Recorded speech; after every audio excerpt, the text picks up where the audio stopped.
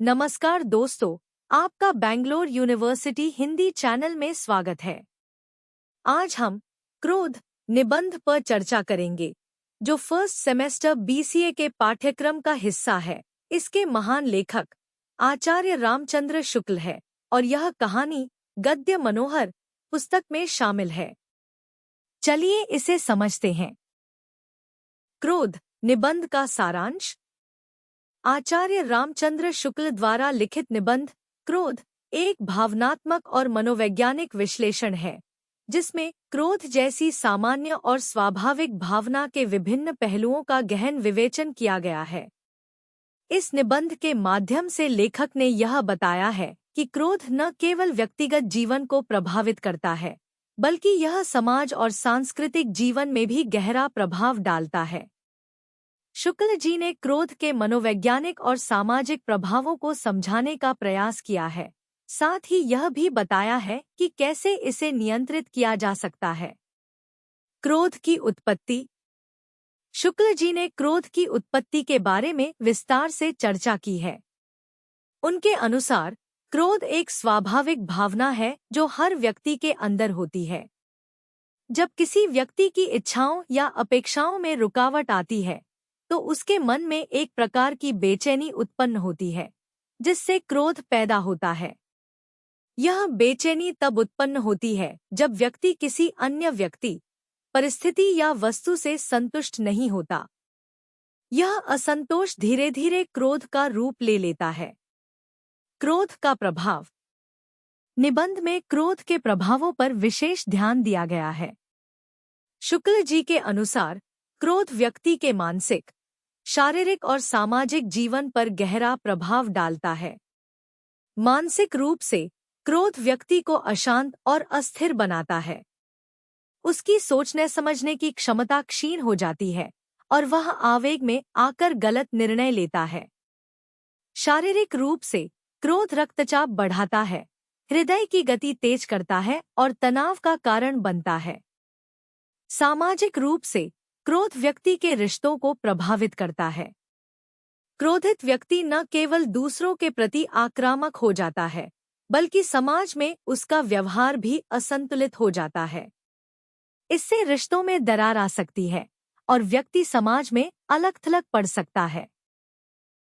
क्रोध का प्रकार। आचार्य शुक्ल ने क्रोध के दो मुख्य प्रकार बताए हैं: तात्कालिक क्रोध और स्थायी क्रोध, वैर।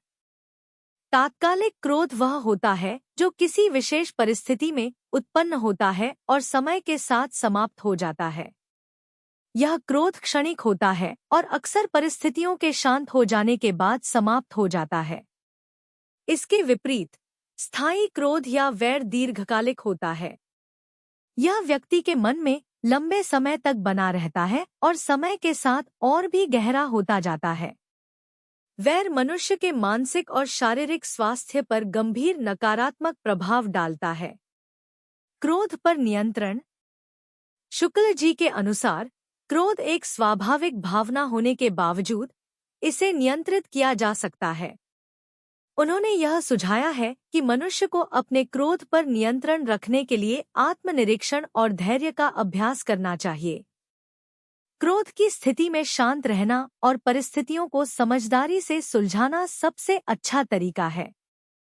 क्रोध का सामना शांति और सहनशीलता से करना चाहिए, ताकि इसके नकारात्मक प्रभावों से बचा जा सके।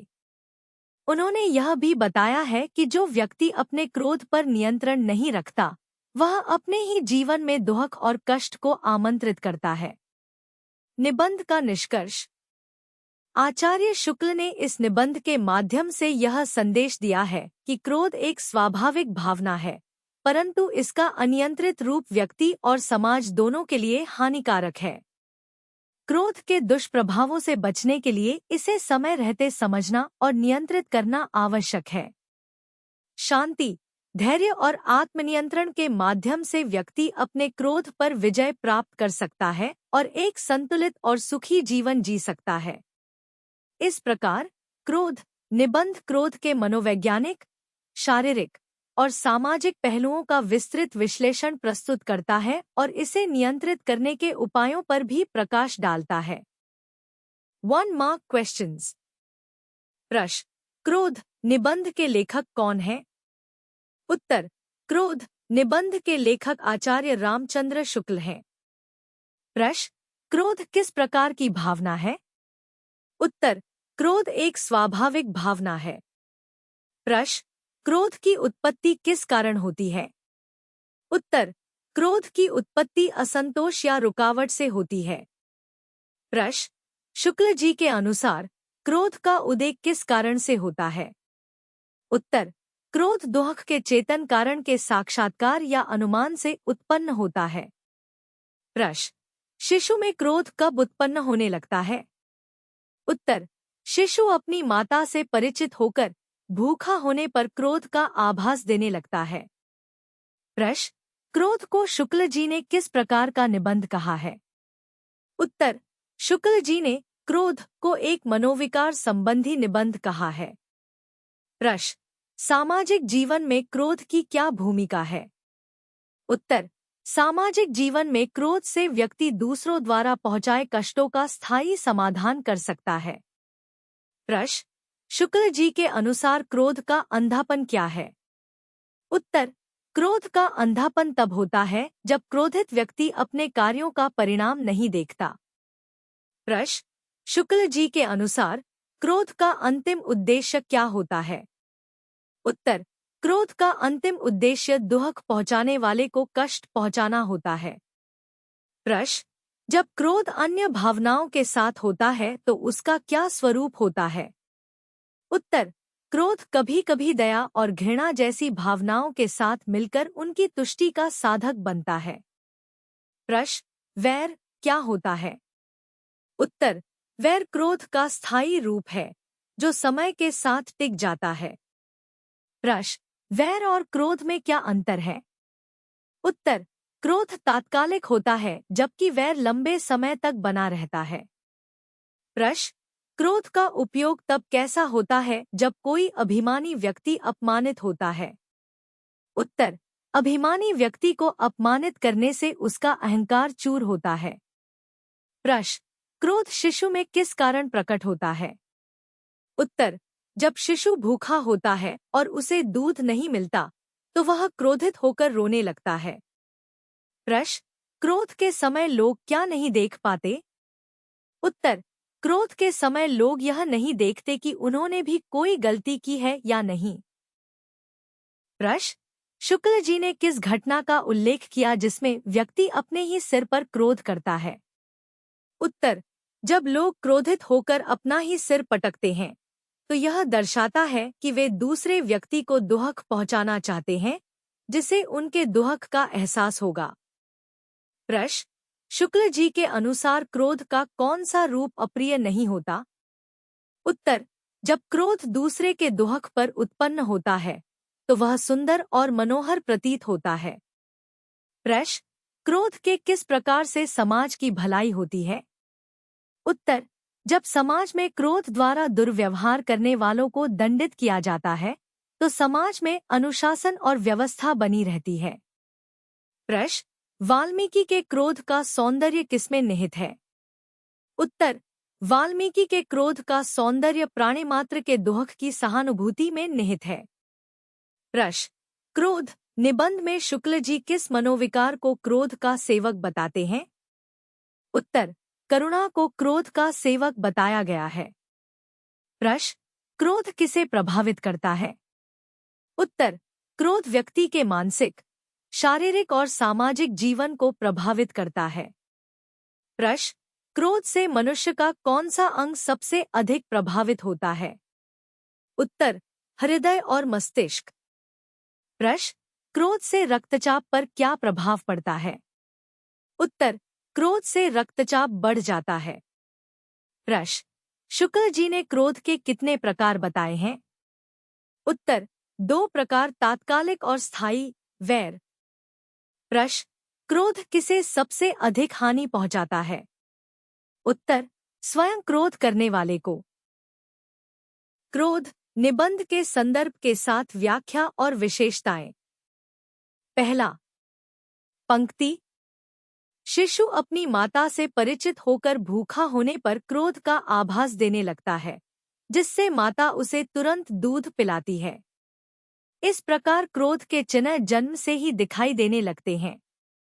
संदर्भ: यह पंक्तियां आचार्य रामचंद्र शुक्ल द्वारा लिखित निबंध क्रोध से ली गई है। इस निबंध में शुक्ल जी क्रोध के मनोवैज्ञानिक और सामाजिक पहलुओं पर चर्चा करते हैं।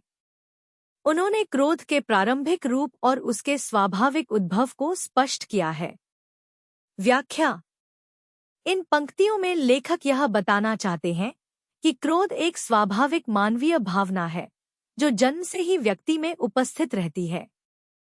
शिशु के अंदर भी क्रोध का भाव दिखाई देता है जब उसे भूख लगती है और वह रोने लगता है। यह क्रोध इस बात का संकेत है कि शिशु को भोजन चाहिए। इसका उद्देश्य मातृत्व को जागरूक करना और उसकी जरूरत को पूरा कराना है। विशेषता: मनोवैज्ञानिक दृष्टिकोण। लेखक ने यहाँ क्रोध की मनोवैज्ञानिक उत्पत्ति का विश्लेषण किया है।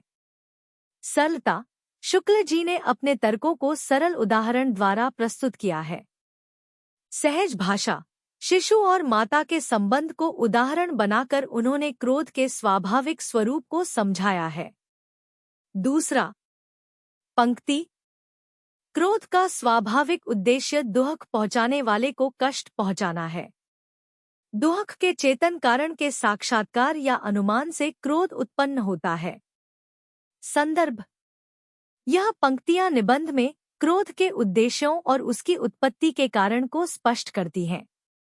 आचार्य रामचंद्र शुक्ल ने यहाँ क्रोध के स्वाभाविक और स्वाभाविक उद्देश्यों की व्याख्या की है। व्याख्या: लेखक कहते हैं कि क्रोध का मुख्य उद्देश्य उस व्यक्ति को कष्ट पहुंचाना है जिसने हमें दुख पहुंचाया है। जब हमें किसी के द्वारा कष्ट पहुंचाने का अनुमान या अनुभव होता है, तो हमारे अंदर क्रोध की भावना जागृत होती है। यह मानव स्वभाव का हिस्सा है कि वह उस व्यक्ति से प्रतिशोध लेना चाहता है जो उसे पीड़ा देता है। विशेषता: मानव स्वभाव का चित्रण। शुक्ल जी ने यहाँ क्रोध की सामान्य मानवीय प्रवृत्ति का सजीव वर्णन किया है।